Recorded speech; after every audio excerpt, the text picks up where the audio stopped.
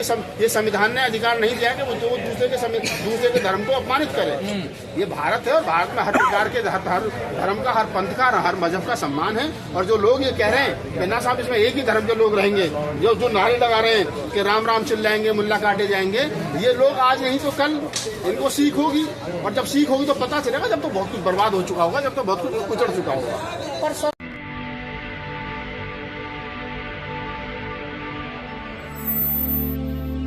खतरनाक अफीम है कि जो इसको चाट लेता है वो सोचने और समझने की स्थिति में नहीं रहता है। वो चाहे किसी भी धर्म का आदमी हो, और किसी भी धर्म में कट्टरता जो है वो नुकसानदायक होती है। और मैं हमेशा से कहता हूँ कि कोई भी धर्म को मानने वाला व्यक्ति को ये संविधान ने अधिकार नहीं दिया कि वो दूसरे के धर्म को अपमानित करे। ये भारत है और भारत में हर प्रकार के हर धर्म का, हर पंथ का, हर मजहब का सम्मान है। और जो लोग ये कह रहे हैं कि ना साहब इसमें एक ही धर्म के लोग रहेंगे, जो नारे लगा रहे हैं कि राम राम चिल्लाएंगे, मुल्ला काटे जाएंगे, ये लोग आज नहीं तो कल इनको सीख होगी। और जब सीख होगी तो पता चलेगा, जब तो बहुत कुछ बर्बाद हो चुका होगा, जब तो बहुत कुछ उजड़ चुका होगा। पर सर कोई छत पे चढ़ा, जैसे आपने कहा, तो गोली मारने का अधिकार थोड़ा, ये उसके लिए कानून है, संविधान। ये जांच का विषय, गोली किसने मारी है, क्यों मारी है, गोली मारने के हालात क्यों बने, किसने उकसाया। भाई ऐसे तो मैं उसके रामगोपाल मिश्रा के घर में आकर थोड़ी गोली मारी मुसलमानों ने रामगोपाल मिश्रा के घर में आकर के गोली नहीं मारी है। रामगोपाल मिश्रा उनकी छत पर चढ़ा है, उनका धार्मिक झंडा उतारा है, अपना धार्मिक झंडा फहराया है। उसके बाद में और क्या घटनाएं घटी है, ये जांच का विषय। गोली मारने की नौबत क्यों आई, ये जांच का विषय। मैं हत्या का समर्थन नहीं करता, ये सच्चाई है। लेकिन अगर ऐसी स्थिति बनी तो वो क्यों बनी, इसके पीछे कौन लोग, ये जांच का विषय है। तो क्या शोभा यात्रा के नाम पर ये सब दंगा ही होता रहेगा? क्या धर्म यही कहता है क्या? देखिए, गाना था पुराना, आप सब लोगों ने सुना होगा कि मजहब नहीं सिखाता आपस में पैर रखना। जब मजहब आपस में पैर रखना नहीं सिखाता तो फिर कौन से लोग हैं? या तो मजहब और धर्म और पंथों पर चलने और मानने वाले लोग हैं, या उनके ठेकेदार हैं, या जिनकी सरकारें बन रही और बिगड़ रही हैं मजहब के नाम पर, धर्म के नाम पर। वो लोग हैं जो इस प्रकार से क्या नाम है, लोगों को भड़का करके अपना राजनीतिक उल्लू सीधा करना चाह रहे हैं। ये वो लोग हैं, सीधी सी बात। सीएम कहते रहे कि एक रहोगे, नेक रहोगे, बटोगे तो कटोगे। अरे भाई साहब, जिस प्रदेश का सीएम ये कह रहा होगा बटोगे तो कटोगे, तो सीधी सी बात है, धार्मिक भाषा है। ये भाषा संवैधानिक नहीं है, ये भाषा धार्मिक भाषा है। और धार्मिक भाषा होने के नाते मैं इसका विरोध करता हूँ। नहीं होना चाहिए। तो इस प्रदेश का सीएम इस प्रकार की भाषा का इस्तेमाल करता हूँ, बटोगे तो कटोगे, तो ये भी पता होना चाहिए कि किससे कटोगे। इसका मतलब वो सीधा 20-80 20-80 जो हमेशा करते रहते हैं कि हम ये 20 और 80 की लड़ाई है और हम 80 और 85 की, हम 15 और 85 की जो बात कर रहे हैं, ये जो बैकवर्ड है, ये जो दलित समाज की कुछ जातियां हैं जो कट्टर हिंदू बनी फिरी है, ये उसी के बिहाफ पर तो कह रहे हैं 20-80 की लड़ाई है, या कटोगे तो अन्यथा मुख्यमंत्री की इतनी हिम्मत हो जाए और सुप्रीम कोर्ट उससे स्वयं ऑटो ना लेके आप इस प्रकार की भाषा का इस्तेमाल क्यों कर रहे हो? सुप्रीम कोर्ट, हाई कोर्ट से स्वयं ऑटो लेते हो और इतने बड़े स्टेटमेंट पर, एक 25 करोड़ आपकी आबादी वाले स्टेट के मुख्यमंत्री इस प्रकार की भाषा का इस्तेमाल करेंगे, बटोगे तो कटोगे, और सुप्रीम कोर्ट और हाई कोर्ट उस पर स्वयं ऑटो ना ले, तो आप समझिए कि किस प्रकार से सुप्रीम कोर्ट की खामोशी, हाई कोर्ट की खामोशी, शासन प्रशासन की खामोशी और नेताओं का इस प्रकार का भाषण ये तय करता है कि देश को कहीं ना कहीं सांप्रदायिक दंगों में झोंकने की कोशिश की जा रही है। आज से पहले सांप्रदायिक दंगों में SC ST OBC के लोग मारे जाते थे। अब बस इतना सा ट्रेंड चेंज हो गया है कि पिछले कुछ दिनों से ब्राह्मण जो है वो धार्मिक उन्मादों में, धार्मिक दंगों में मारे जा रहे हैं। तो RSS इसको लेकर के चिंतित है कि जिन समाज को उन्होंने कट्टर हिंदू बनाया, जब भी कोई बात होती कि धर्म खतरे में, हिंदू धर्म खतरे में, तो SC ST OBC के लोग लट लेकर के कंधे पर निकलते थे कि हम धर्म को बचाएंगे। तो आजकल वो कम निकल रहा है। इसका मतलब मुझे लगता है कि हमारे जैसे लोगों की जो मेहनत है, हमारी रतनलाल सर की, लक्ष्मण की और तमाम लोगों की जो लोग बोल रहे हैं लगातार, उन लोगों की जो मेहनत है वो मेहनत कहीं ना कहीं रंग ला रही है। और जब रंग ला रही है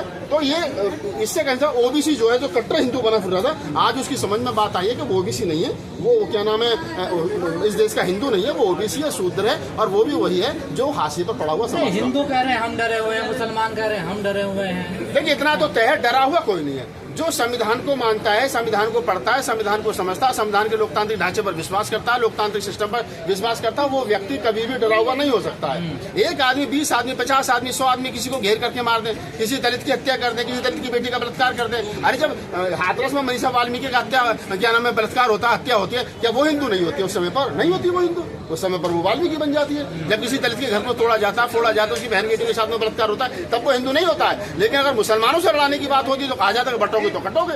तब कहा जाता है नहीं साहब 80-20 का झगड़ा है। अरे भाई 80-20 का झगड़ा नहीं है, 15-85 का झगड़ा है। और अब तो करोगे 88 और 12 का झगड़ा है। तो इस देश के मूल निवासियों को समझना चाहिए, आप इस धार्मिक उन्मादों से दूर रहे, धार्मिक जलूसों से दूर रहे, धार्मिक ये जो षड्यंत्र चल रहा है देश के अंदर, इससे दूर रहे। ये अरबपंथ के लोग तुमको बहका करके सत्ता शासन पर काबिज हुए बैठे हैं। और बहराइच का जो मामला है, बहराइच का मामला इसी तरफ इशारा करता है कि ये वो जो लोग जो सत्ता में धार्मिक उन्माद फैला करके बने रहना चाहते हैं, वो हमेशा चाहते हैं कि इस प्रकार के उन्माद होने। शोभा यात्रा पे क्यों पथरावबाजी होती है ना?